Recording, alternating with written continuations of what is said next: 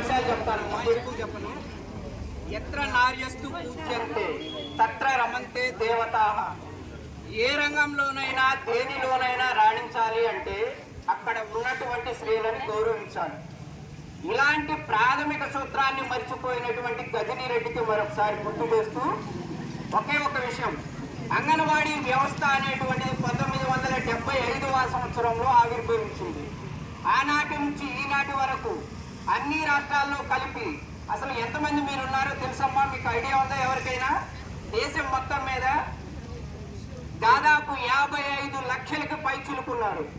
తర్వాత మన రాష్ట్రంలో అంగన్వాడీ సెంటర్స్ వచ్చేసి 55,000కు పైగా ఉన్నాయి. అయితే గత 3 సంవత్సరాల క్రితం ఇప్పుడు మర్చిపోయినటువంటి ఈ గజనీ రెడ్డి ప్రభుత్వం ఒక పత్రికా ప్రకటన చేసింది.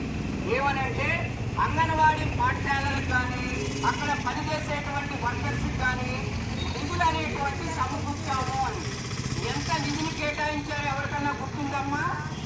440 కోట్ల రూపాయల నిధిని కేటాయించామని అప్పటి విద్యాశాఖ మంత్రి చెప్పారు. ఆయన గుర్తున్నారమ్మా? ఎవరు రేపు వస్తారు మన దగ్గరికి, ఓట్లు అడుగుతారమ్మా. ఆదిమూలం సురేష్ అప్పుడు విద్యాశాఖ మంత్రి, ఇప్పుడు మన దగ్గరికి వచ్చి ఓట్లు అడుగుకునేటువంటి నాయకుడు అనమాట.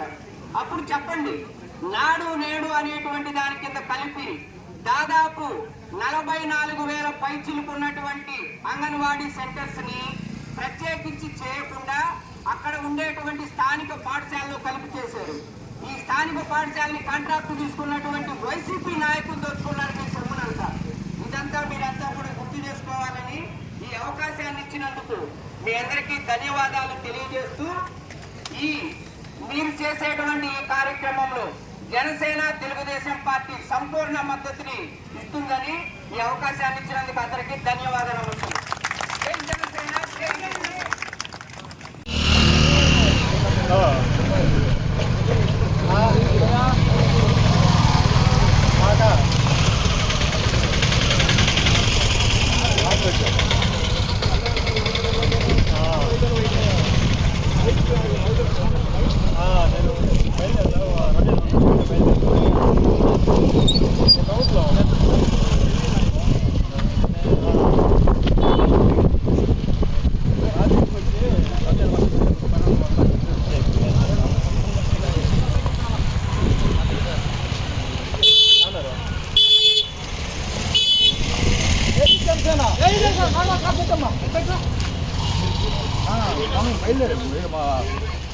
బయలుదేరు